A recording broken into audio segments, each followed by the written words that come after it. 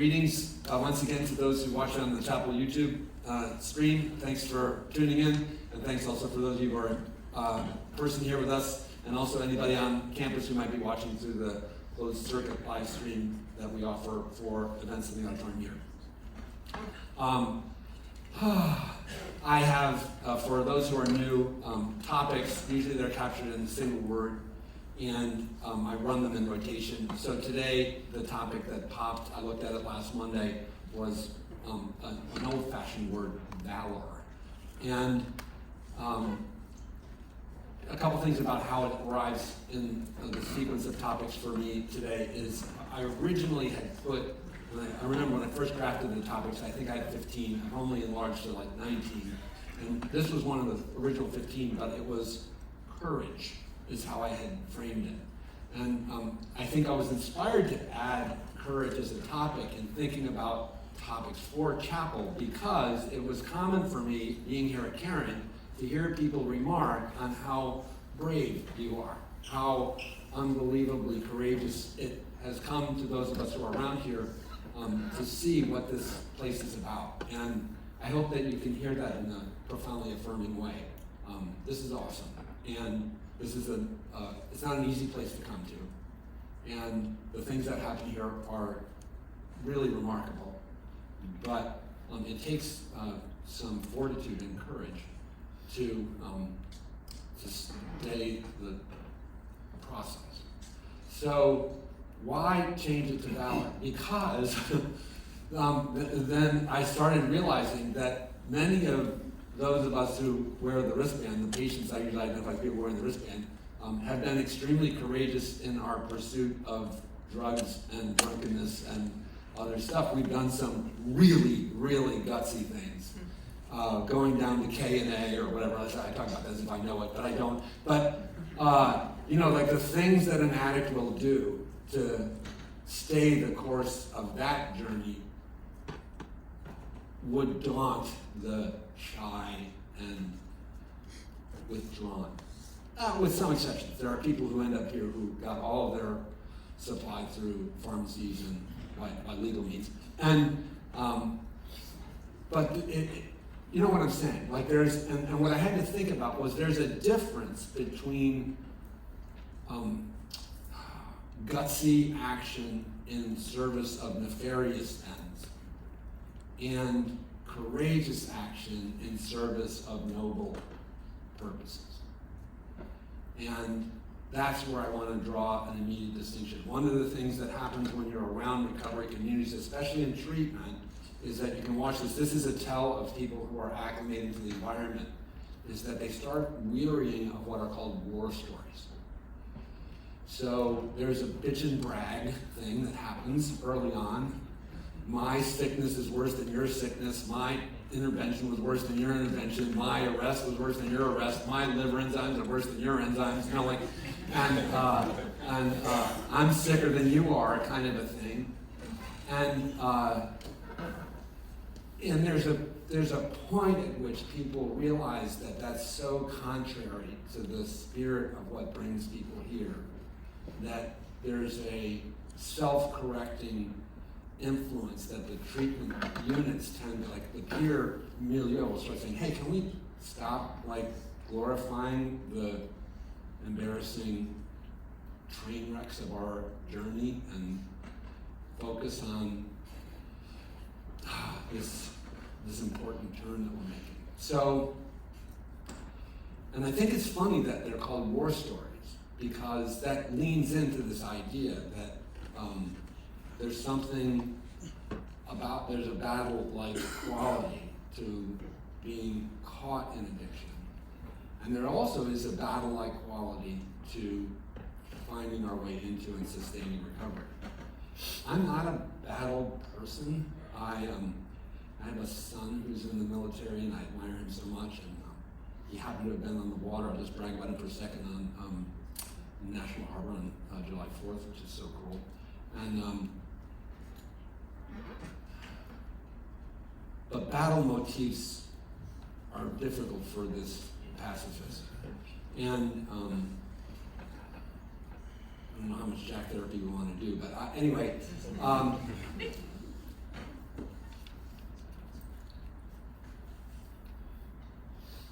when I mentioned that valor is an old-fashioned word, I found my way into recovery out of the tragic sort of crumbling of my life, the escalation of my liver enzymes, the beginning of the erosion of my marriage early in my first marriage was already in big trouble. I could not stop on my own.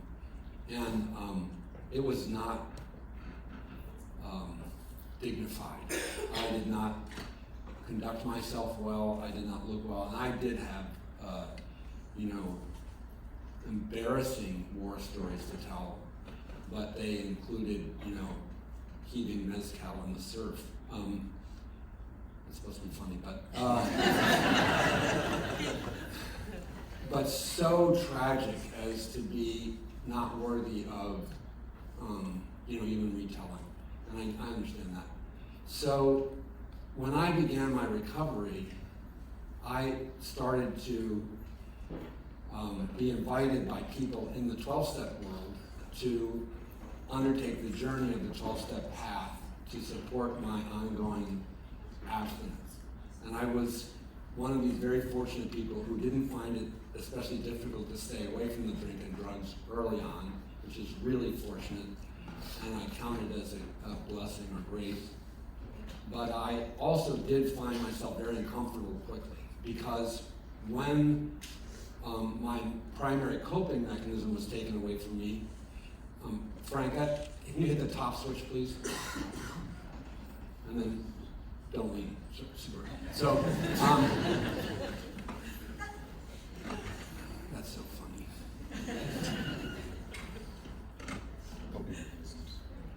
Yeah, I lost my primary coping mechanism, and so I needed to find some other way to deal with the vicissitudes of life. And things started to happen.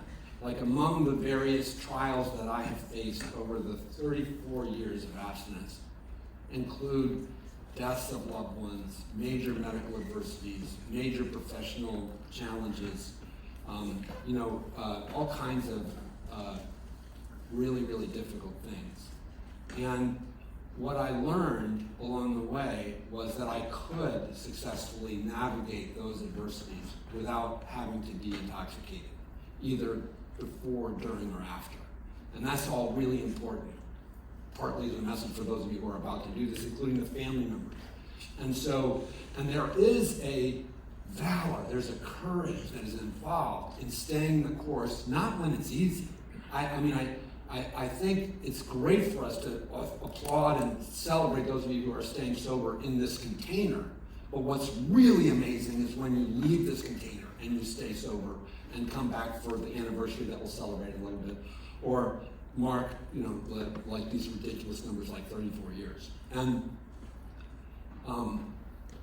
one of the things that begins to emerge in the life of a person who embarks on recovery, different from mere abstinence, like not just like, I will not drink under any circumstances and I'm not going to change anything else, which is a perilous approach, is the gradual transformation through the acquisition of new coping strategies. So, and when you begin to acquire these new coping strategies, they effectively change who you are. And you become this new person because you live a different way. And then people who have known you in the past see you in a different light. I had a bizarre, strange encounter in a grocery store just the night before last. I'm with my present wife, second marriage, and I'm getting ready to buy food to entertain our grandkids, and I'm coming along, and we just had a bizarre encounter because I was in a town where I had served in ministry, but it's also a town that I was really drunk in a long time ago, and this guy is coming by and he goes, "Jack?" And I went, "Yeah, hi," as if I recognized who it was. I did not recognize who it was.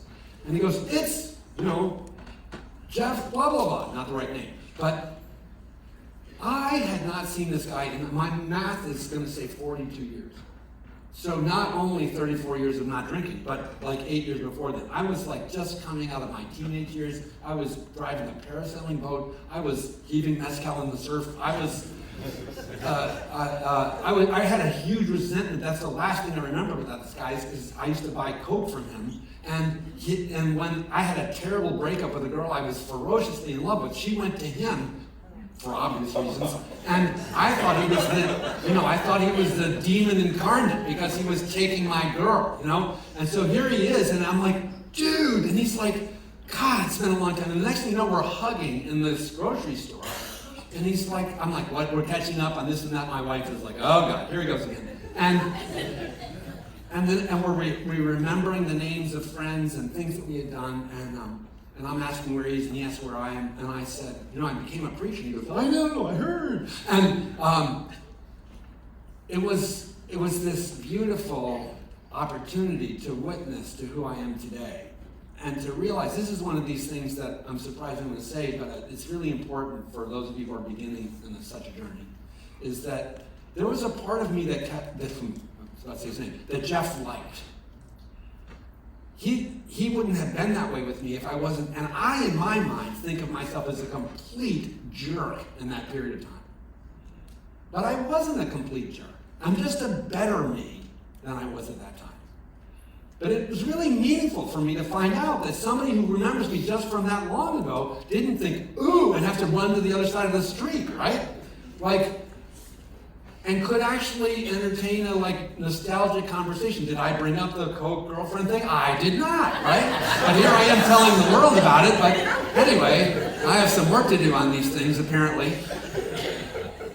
This was decidedly not valorous of me. And Kevin, if you're watching, I apologize. But see, there goes Nick. I'm very bad at these things. So,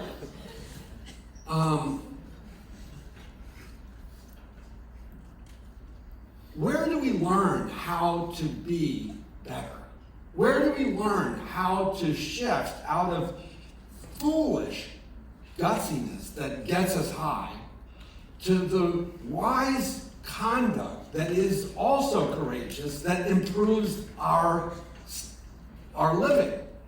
Well, one place to look, and I disregarded this in my youth, was wisdom. To look at what do the ancients say to us about how to be. And there, I'm going to enumerate or number valor among what others have called the virtues. And there are lists of virtues, and the way I learned about them was in the Christian tradition, where there are enumerated virtues, there are cardinal virtues, and there are theological virtues, and there are Aquinas and others count them in different ways and list them. And I kind of thought that Christianity in that era and tradition, this is 13th, 15th century, had a kind of a corner on the conversation about virtues and theology and philosophy. With my training coming out of my atheism and going to seminary, it really changed a lot. And I've learned a lot from studying that tradition's address of virtues. But this week, in preparation for the message, I was reminded when I took a look, and Christians don't have a corner on virtue. The Abrahamic traditions in Islam and Judaism, there are very specific enumerations of virtues. And then if you hop around to the other side of the planet, Buddhism's Eightfold Path is essentially, at least 7 of the 8 articulations are a striving for virtuous being. And they come out of Hinduism, and Hinduism has treatises on virtue. So isn't this interesting, though, by the way? The mainstreams of wisdom around the planet all have something to teach us. Take this gently, knuckleheads, about how to live. And I don't think, and sadly, I think there's history of one tradition claiming it knows how to do that better than others, but I don't know that that's a wise thing, right? I think what's important is to say human beings get off course, and addiction is a definite derailment from our humanity.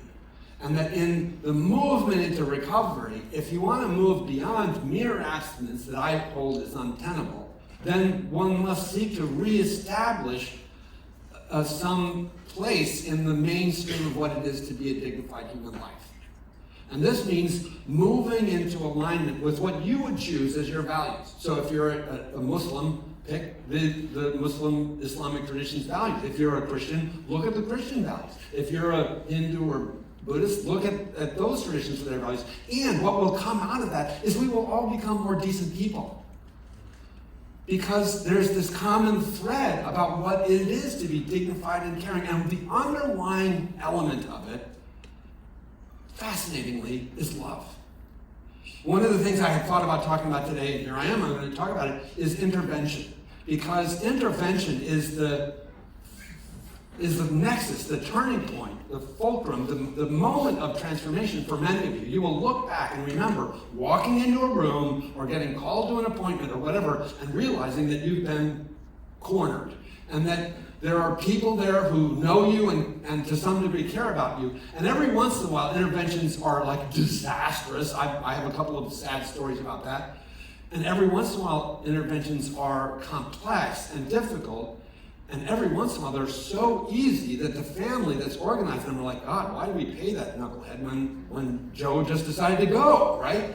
Because this is what happens, is all of a sudden you get the family and the loved ones and the medical person or whatever, and you have this interventionist, and Joe comes in and reads the room, and he's like, I know what this is, and then you got a suitcase prepared for him, and the room at Caron, and they're like, well, what do you mean? And he's like, well, you're trying to intervene on me for my drinking and drug abuse, right? And they're like, well, yeah. And they're like, and you must have a plan. And they're like, well, we think you should go to this place in Warnersville, Pennsylvania. And he's like, when do I, leave? And then people are like, what? But why? How does that, when that happens, the reason that this can occur like that is because of the love that is there in the room. And the person is either waking up enough or hungover enough or whatever to sort of do the math and almost is evading hearing the testimony of the pain, or has already figured it out and is moved. The fulcrum of it, the thing that turns the lever, is relationship. So values are driven on love. Virtues are tied to this.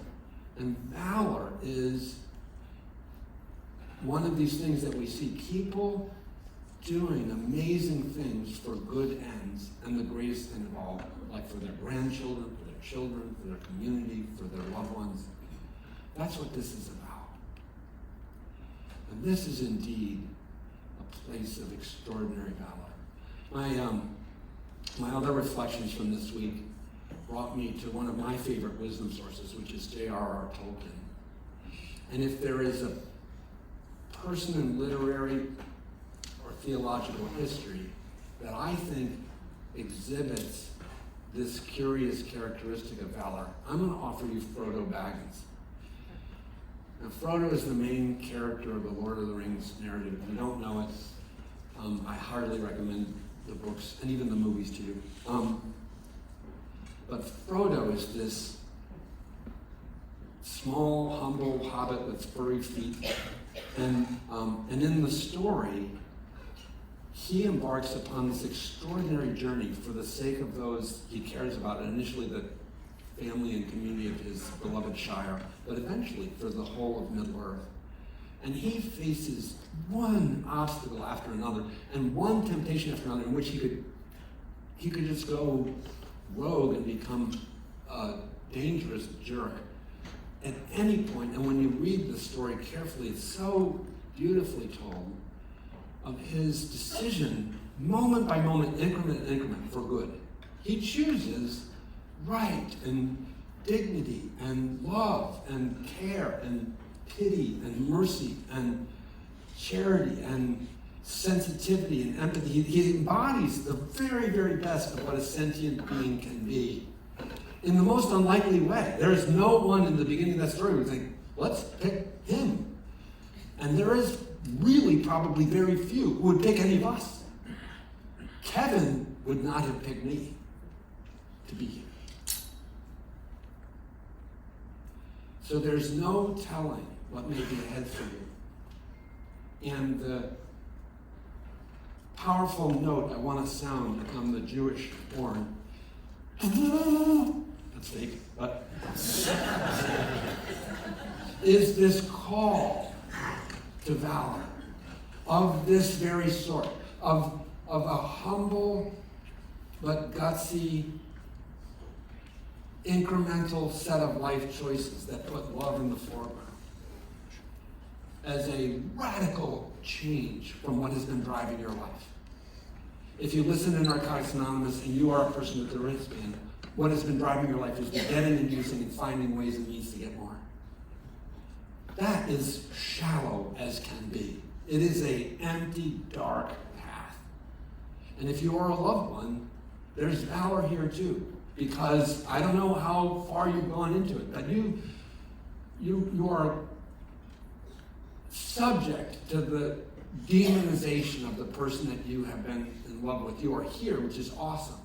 But to see them in such a negative light, because our behavior is taking us into such a dark place. And it takes, I've recently been blessed to be in some gatherings with some family members talking about spirituality and recovery in a new way.